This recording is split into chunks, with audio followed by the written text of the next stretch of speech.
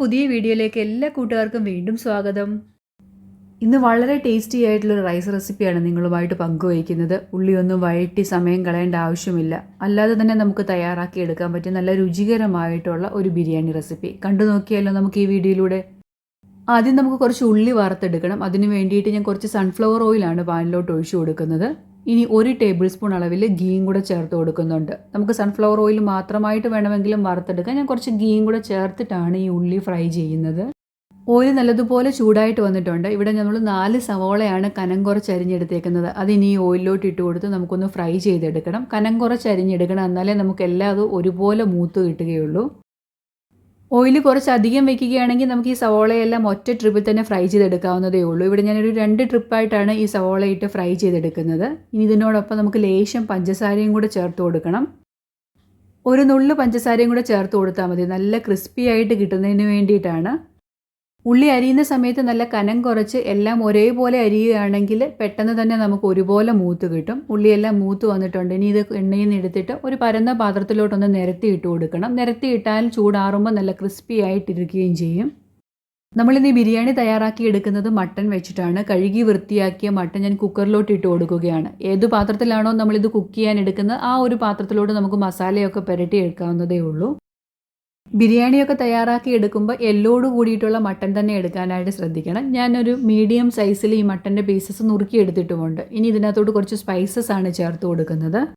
4 piece ഏലക്കായും medium വലിപ്പമുള്ള 1 കഷ്ണം പട്ടയും 1 തക്കോലും 4 ഗ്രാമ്പുമാണ് ഞാൻ ചേർത്തേക്കുന്നത്. ഇവ ഞാൻ ഇടിയനിലൊന്ന് ചതച്ചിട്ടാണ് ചേർത്ത് കൊടുക്കുന്നത്.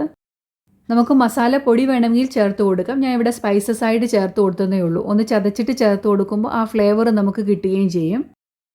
ഇനി പൊടികളായിട്ട് നമ്മൾ ചേർത്ത് കൊടുക്കുന്നത് 1 ടീസ്പൂൺ അളവിൽ മഞ്ഞൾപ്പൊടിയും 1.5 ടേബിൾ സ്പൂണ് കാശ്മീരി മുളക് പൊടിയും 2 ടേബിൾ സ്പൂണ് മല്ലിപ്പൊടിയുമാണ് ചേർത്ത് കൊടുക്കുന്നത്.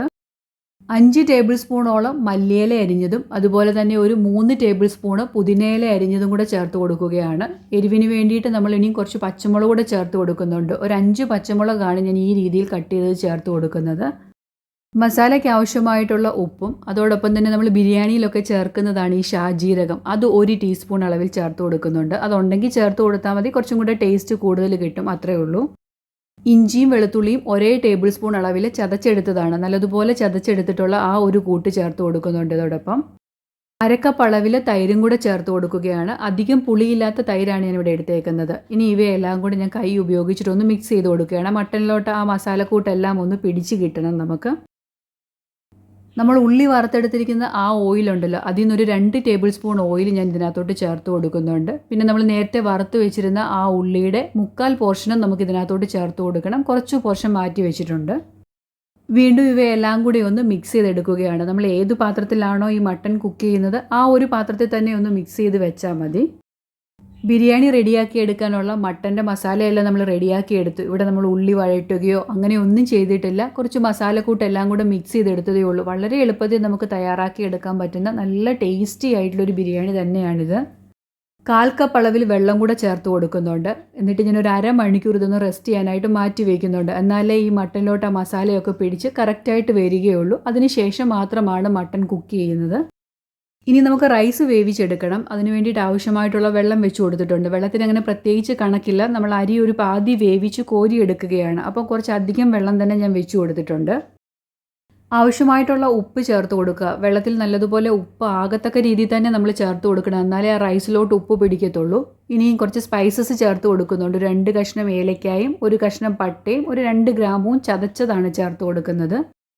1 ടേബിൾ സ്പൂൺ അളവിൽ സൺഫ്ലവർ ഓയിലും കൂടെ ചേർത്ത് കൊടുത്തിട്ട് ഇവയെല്ലാം കൂടി ഒന്ന് മിക്സ് ചെയ്ത് നമുക്ക് അടച്ചു വെച്ചതൊന്ന് തിളപ്പിച്ചെടുക്കണം. സ്പൈസസ് ചതച്ച് ചേർത്ത് കൊടുത്താലേ ആ ഫ്ലേവർ എല്ലാം ആ വെള്ളത്തിലോട്ട് പിടിക്കുകയുള്ളൂ. ഓയിലോ അല്ലെങ്കിൽ നാരങ്ങാ നീര് വേണമെങ്കിലും ചേർത്ത് കൊടുക്കാം. ചോറ് തമ്മിൽ പരസ്പരം ഒട്ടിപ്പിടിക്കാതിരിക്കുന്നതിന് വേണ്ടിയിട്ട് ഈ ഓയിലും നാരങ്ങാ നീരോ ഏതെങ്കിലും ഒന്ന് നമ്മൾ ചേർത്ത് കൊടുത്താൽ സഹായിക്കും. നല്ല പെർഫെക്റ്റ് ആയിട്ട് ചോറ് വെന്ത് വരുമ്പോൾ ഒന്നൊന്നിനോട് ഒട്ടാതിരിക്കാൻ വേണ്ടിയിട്ടാണ് ഇവ നമ്മൾ ചേർത്ത് കൊടുക്കുന്നത്. വെള്ളം നല്ലതുപോലെ തിളച്ച് വന്നിട്ടുണ്ട്. ഇനി ആ നമ്മൾ ചേർത്ത് കൊടുത്ത സ്പൈസസ് ഉണ്ടല്ലോ അത് നമുക്കങ്ങ് എടുത്തു മാറ്റാം. ഫ്ലേവർ എല്ലാം ആ വെള്ളത്തിൽ ഇറങ്ങിയിട്ടുണ്ട്. ഇനി നമ്മൾ കഴുകി വെച്ചിരിക്കുന്ന അരി ചേർത്ത് കൊടുക്കുകയാണ്. ഇവിടെ ഞാൻ 3 കപ്പ് ബാസ്മതി റൈസ് ആണ് എടുത്ത് വെച്ചിരിക്കുന്നത്. കഴുകി വൃത്തിയാക്കിയ അരി ചേർത്ത് കൊടുക്കുകയാണ്. 250 ml മെഷറിംഗ് കപ്പിൽ 3 കപ്പ് റൈസാണ് ഞാൻ ചേർത്ത് കൊടുക്കുന്നത്. അരി നമുക്കൊരു മുക്കാ പരുവത്തിൽ വേവിച്ചെടുക്കണം. ബാക്കി നമ്മൾ ദം ചെയ്യുമ്പോൾ വെന്ത് കിട്ടുമല്ലോ. അപ്പോൾ ഓവറായിട്ട് വേകാതെ നമ്മൾ ശ്രദ്ധിച്ചോണം. ഇടയ്ക്ക് തുറന്ന് നോക്കിയിട്ട് ഒരു 3/4 പരുവം ആകുമ്പോഴത്തേക്കിന് നമുക്ക് കോരിയെടുക്കാവുന്നതേ ഉള്ളൂ. മട്ടനിലോട്ട് നമ്മൾ മസാലയൊക്കെ പുരട്ടി വെച്ചിട്ട് ഏകദേശം ഒരു അരമണിക്കൂറായിട്ടുണ്ട്. അത് ഞാൻ വേവിക്കാനായിട്ട് സ്റ്റൗവിലോട്ട് വെച്ചിട്ടുണ്ട്.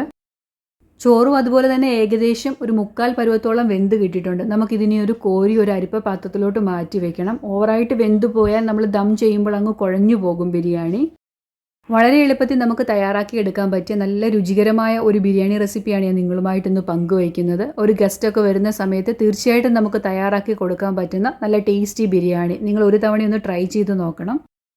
മട്ടനും അതുപോലെ തന്നെ വെന്ത് കിട്ടിയിട്ടുണ്ട്. ഇനി നമുക്ക് ബിരിയാണി ഒന്ന് ദം ചെയ്യണം. ആ ഒരു സൗകര്യത്തിന് വേണ്ടിയിട്ട് ഞാനൊരു വലിയ പാത്രത്തിലോട്ട് മാറ്റുകയാണ്. ഇനി നമ്മൾ തയ്യാറാക്കി വെച്ചിരിക്കുന്ന മട്ടൻ്റെ കറി ഇതിനകത്തോട്ട് ആദ്യം തന്നെ ഞാനൊന്ന് ചേർത്ത് കൊടുക്കുകയാണ്. ഇനി വേവിച്ച് വെച്ചിരിക്കുന്ന റൈസാണ് ഇതിൻ്റെ മുകളിലോട്ട് ഇട്ട് കൊടുക്കുന്നത്. നമുക്ക് കലർത്തി വേണമെങ്കിലും ദം ചെയ്യാം. ഞാനിപ്പോൾ മട്ടൻ്റെ കറി താഴെ നിരത്തിയിട്ട് അതിൻ്റെ മുകളിലോട്ട് റൈസ് വേവിച്ച് വെച്ചിരിക്കുന്നത് ചേർത്ത് കൊടുക്കുകയാണ്. റൈസ് നല്ല കറക്റ്റ് പരുവത്തിൽ തന്നെ നമുക്ക് വെന്ത് കിട്ടിയിട്ടുണ്ട്. ഒന്നൊന്നിനോട് ഒട്ടാതെ ഒട്ടും തന്നെ കുഴഞ്ഞു പോകാത്ത രീതിയിൽ തന്നെയാണ് ഞാൻ റൈസ് വേവിച്ചെടുത്തേക്കുന്നത്. ഇവിടെ നമ്മൾ വേറെ അഡീഷൻ കളറോ ഒന്നും ചേർത്ത് കൊടുക്കുന്നില്ല. കുറച്ച് പാലിലോട്ട് ലേശം കുങ്കുമപ്പൂ കൂടെ ഞാൻ മിക്സ് ചെയ്ത് വെച്ചിരുന്ന ആ ഒരു പാലിൻ്റെ കൂട്ടാണ് ഇതിൻ്റെ മുകളിലോട്ട് ഒഴിച്ചു കൊടുക്കുന്നത്. ചെറിയൊരു മഞ്ഞ നിറമൊക്കെ കിട്ടുന്നതിന് വേണ്ടിയിട്ട്. കുങ്കുമപ്പൂ ഇല്ലാന്നുണ്ടെങ്കിൽ പാലിലോട്ട് ലേശം മഞ്ഞൾപ്പൊടി കലർത്തി ചേർത്ത് കൊടുത്താൽ നല്ല കളർ തന്നെ കിട്ടും. ഇനി വറുത്ത് വെച്ചിരിക്കുന്ന ഉള്ളിയുടെ ഒരു ഭാഗം ഞാൻ മാറ്റി വെച്ചിരുന്നല്ലോ, ആ ഒരു പോർഷനും കൂടി ഇതിൻ്റെ മുകളിലോട്ട് നമുക്ക് ചേർത്ത് കൊടുക്കാം. കുറച്ച് മല്ലിയില ചോപ്പ് ചെയ്തുകൂടെ നമുക്കൊന്ന് വിതറി കൊടുക്കണം. ഇനി നമ്മൾ ഉള്ളി വറുത്ത ആ ഓയിലും ലേശം ഓയിലും കൂടെയുണ്ട്. അതിനൊരു 1.5 ടേബിൾ സ്പൂൺ ഓയിൽ ഇതിൻ്റെ മുകളിലോട്ടൊന്ന് ചേർത്ത് കൊടുക്കുകയാണ്. നല്ല ടേസ്റ്റ് തന്നെ കിട്ടും. ആ ഉള്ളി വറുത്ത ആ ടേസ്റ്റൊക്കെ ആ ഓയിലുണ്ടല്ലോ, അപ്പോൾ അതുകൂടെ ചേർക്കുമ്പോൾ നല്ല ഫ്ലേവറാണ് ഈ ബിരിയാണിക്ക്. അത് ചേർക്കാൻ നിങ്ങൾക്ക് താല്പര്യം ഇല്ലയെന്നുണ്ടെങ്കിൽ 1 ടേബിൾ സ്പൂൺ അളവിൽ ഗീ ചേർത്ത് കൊടുത്താലും മതി. ഇനി ഇതിൻ്റെ മുകളിലോട്ട് ഞാനൊരു അലൂമിനിയം ഫോയിൽ ഇട്ടൊന്ന് കവർ ചെയ്ത് വെക്കുകയാണ്. അല്ലാന്നുണ്ടെങ്കിൽ നമ്മൾ ആട്ട കുഴച്ചിട്ട് സൈഡിലോട്ട് ഈ പാത്രത്തിൻ്റെ വെച്ച് കൊടുത്ത് അങ്ങനെ വേണമെങ്കിൽ നമുക്ക് ദം ചെയ്യാവുന്നതേ ഉള്ളൂ. ഏത് രീതിയാണോ നമുക്ക് എളുപ്പം ആ ഒരു രീതിയിൽ ചെയ്താൽ മതി. സൈഡെല്ലാം നല്ലതുപോലെ ഒന്ന് ലോക്ക് ചെയ്ത് കൊടുക്കണം. അലൂമിനിയം ഫോയിൽ ആയതുകൊണ്ട് നല്ല ഫ്ലെക്സിബിളാണ്. നമുക്ക് ഈസി ആയിട്ട് ഇങ്ങനെ മടക്കി വെക്കാനായിട്ട് സാധിക്കും. അതിനുശേഷം ഞാനൊരു അടപ്പ് ഉപയോഗിച്ചിട്ട് അടച്ചു വയ്ക്കുകയാണ്. ഇനി ഒരു ഇരുമ്പിൻ്റെ തവ വെച്ച് കൊടുത്തിട്ടുണ്ട്. തവ നല്ലതുപോലെ ചൂടായി വന്നപ്പോഴത്തേക്കിന് നമ്മൾ തയ്യാറാക്കി വെച്ചിരിക്കുന്ന ബിരിയാണി ഇതിൻ്റെ മുകളിലോട്ട് വെച്ച് കൊടുക്കുകയാണ്. തവ നല്ലതുപോലെ ചൂടായി കഴിഞ്ഞപ്പോൾ ഞാൻ തീ കുറച്ച് വെച്ചിട്ട് ഒരു ലോ ഫ്ലെയിമിൽ ഒരു 10 മിനിറ്റോളം ഇതൊന്ന് ചൂടാക്കി എടുക്കുന്നുണ്ട്. 10 മിനിറ്റോളം ഞാൻ ദം ചെയ്തിരുന്നു. ഇനി നമുക്കിതൊന്ന് ഓപ്പൺ ചെയ്യാം. ഇത് ഓപ്പൺ ചെയ്യുമ്പോൾ തന്നെ നല്ല ഒരു സ്മെല്ല് വരുന്നുണ്ട്. ആ ഉള്ളി വറുത്തതും അതുപോലെ തന്നെ ആ മട്ടൻ്റെ ഫ്ലേവറും ഒക്കെ ചേർന്ന് നല്ല ടേസ്റ്റി ആയിട്ടുള്ളൊരു ബിരിയാണിയുടെ മണമാണ് വരുന്നത്. ഇനി നമ്മൾ ചെറുതായിട്ടൊന്ന് മിക്സ് ചെയ്ത് കൊടുക്കണം. കണ്ടോ, റൈസൊക്കെ നല്ല കറക്റ്റായിട്ട് വന്നിട്ടുണ്ട്. ഒന്നൊന്നിനോട് ഒട്ടിപ്പിടിക്കുകയോ ഒന്നും ചെയ്യാത്ത രീതിയിൽ നമുക്ക് ഈ ബിരിയാണി തയ്യാറാക്കി എടുക്കാവുന്നതേ ഉള്ളൂ.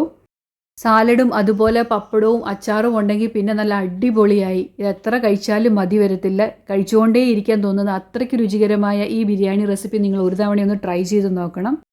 ഇഷ്ടപ്പെടുകയാണെങ്കിൽ ഈ വീഡിയോ ഒന്ന് ലൈക്ക് ചെയ്യാനും ആദ്യമായിട്ട് എൻ്റെ വീഡിയോ കാണുന്ന കൂട്ടുകാർ ആരെങ്കിലും ഉണ്ടെങ്കിൽ ഒന്ന് സബ്സ്ക്രൈബ് ചെയ്ത് കൂട്ടാക്കാനും മറന്നു പോകല്ല. നിങ്ങൾ ഇതുവരെയും തന്ന സപ്പോർട്ടിന് വളരെയധികം നന്ദിയുണ്ട്. തുടർന്ന് നിങ്ങളുടെ സപ്പോർട്ട് ഉണ്ടെങ്കിൽ മാത്രമേ മുന്നോട്ട് പോകാനായിട്ട് കഴിയുകയുള്ളൂ. നമ്മുടെ വീട്ടിലെ വിശേഷപ്പെട്ട ദിവസങ്ങളിലൊക്കെ ഒരു ബിരിയാണി തയ്യാറാക്കണമെന്നുണ്ടെങ്കിൽ തീർച്ചയായിട്ടും ഈ റെസിപ്പി ഒന്ന് ട്രൈ ചെയ്ത് നോക്കാവുന്നത് തന്നെയാണ്. ഇന്നത്തെ വീഡിയോ ഞാൻ ഇവിടം കൊണ്ട് അവസാനിപ്പിക്കുകയാണ്. ഈ വീഡിയോ നിങ്ങൾക്ക് ഇഷ്ടപ്പെടുകയാണെങ്കിൽ നിങ്ങളുടെ ഫ്രണ്ട്സിനും കൂടെ ഒന്ന് ഷെയർ ചെയ്ത് എന്നെ സപ്പോർട്ട് ചെയ്യാൻ മറന്നു പോകരുത്.